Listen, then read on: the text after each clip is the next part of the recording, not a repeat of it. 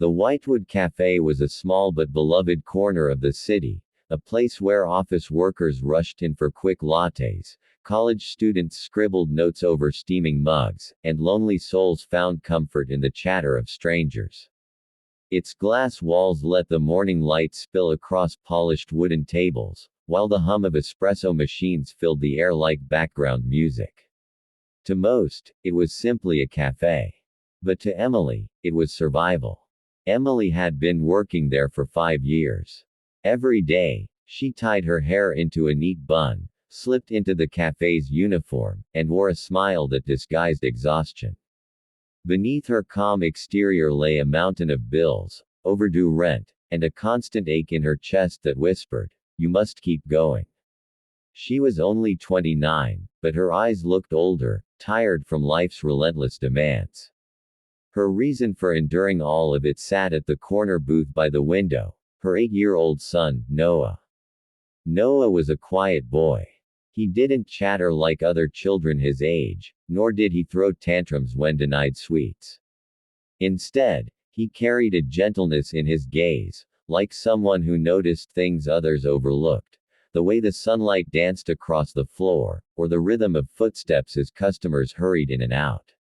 His world revolved around movement, though not the kind you'd expect.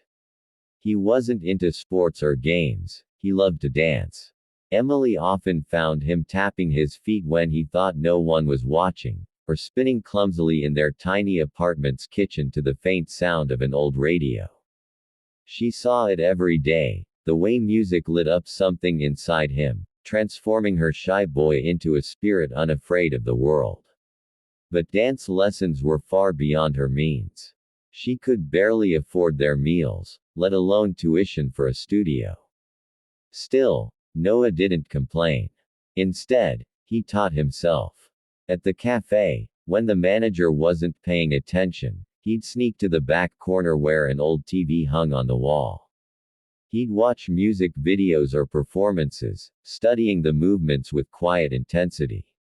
Then, later, when no one expected it, he'd try them, each step imperfect but filled with heart. On this particular afternoon, Emily was rushing between tables, balancing trays, and offering polite nods to customers when the cafe's glass door swung open. A man walked in. He wore a simple gray sweater, dark trousers, and carried himself with the kind of posture that spoke of confidence.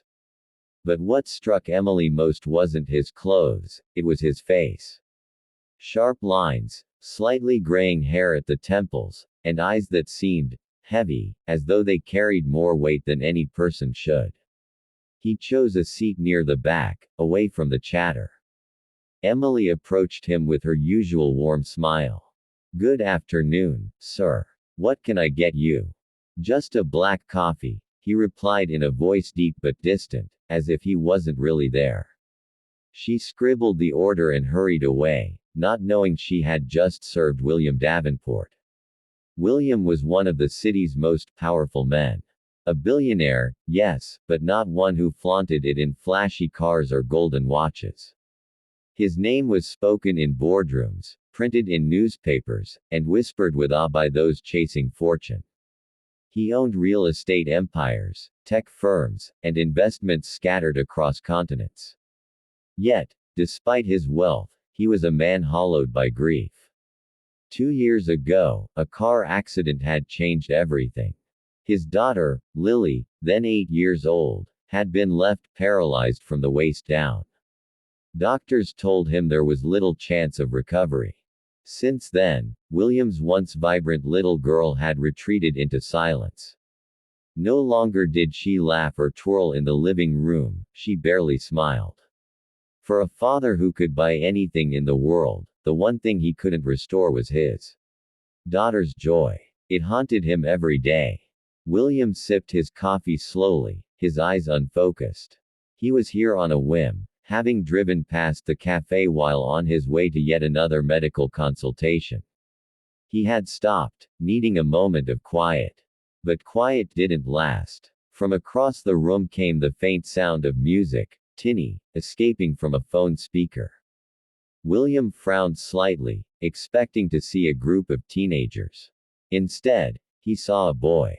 Noah. The child had stood up from his booth, his chair scraping softly against the floor.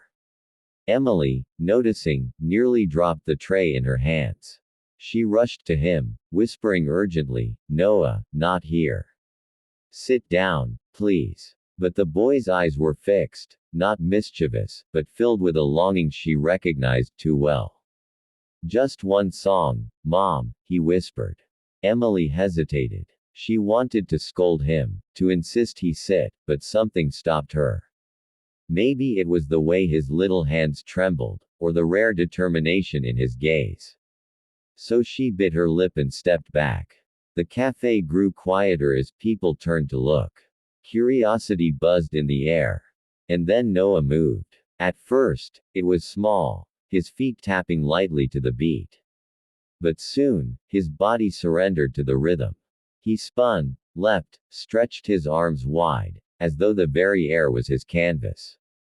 His movements weren't polished like a trained dancer, but they were raw, filled with emotion, like every step was a word and every gesture a sentence.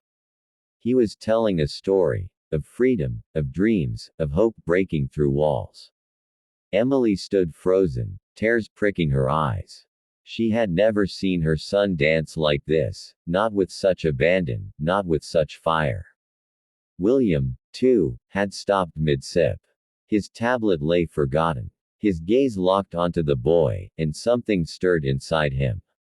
Something he hadn't felt in a long time. As Noah spun across the wooden floor, William thought of Lily. His little girl who once lived for dance recitals, who begged him to play her favorite songs in the living room, who would laugh until her cheeks turned pink as she twirled in circles. Watching Noah was like watching a ghost of his daughter's lost joy come alive again. By the time Noah finished, the cafe was silent. He stood still, breathing heavily, his cheeks flushed.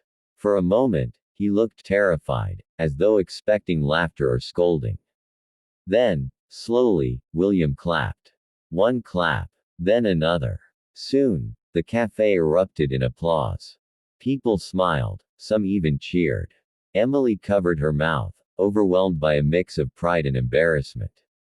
William rose from his chair and approached. The boy looked up nervously at the tall man with the piercing eyes. "Son," William said gently, his voice softer now, "who taught you to move like that?" Noah shifted on his feet. "No one, sir. I just watch videos. And then I practice. Practice." William raised an eyebrow. "You dance as if you've lived 100 lives."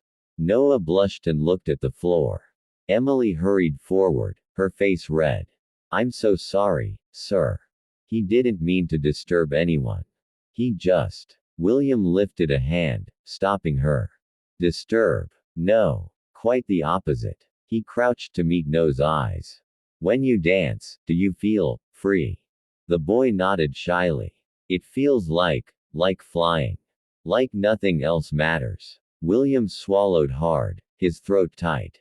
He saw in the boy's eyes the same light he once saw in Lily's, the light that had vanished after the accident. He reached into his pocket, pulling out his phone. "Would you dance again? Just once more?" Emily hesitated, but when she saw the plea in his eyes, not as a rich man, but as a father, she nodded. The music played again. Noah danced, and William recorded every second, not for himself, but for his daughter waiting at home.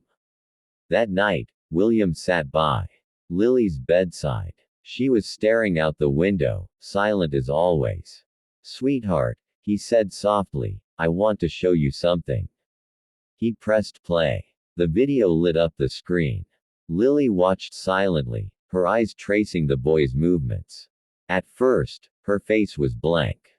Then, slowly, her lips curved upward, the faintest smile. "He's amazing," she whispered, her voice fragile but filled with wonder. William's chest tightened, tears pricking his eyes. He hadn't seen her smile like that in months. At that moment, William knew, this boy wasn't just a dancer. He was hope. Hope for his daughter. hoped that joy could return. And he vowed to find a way to bring that spark into her life again.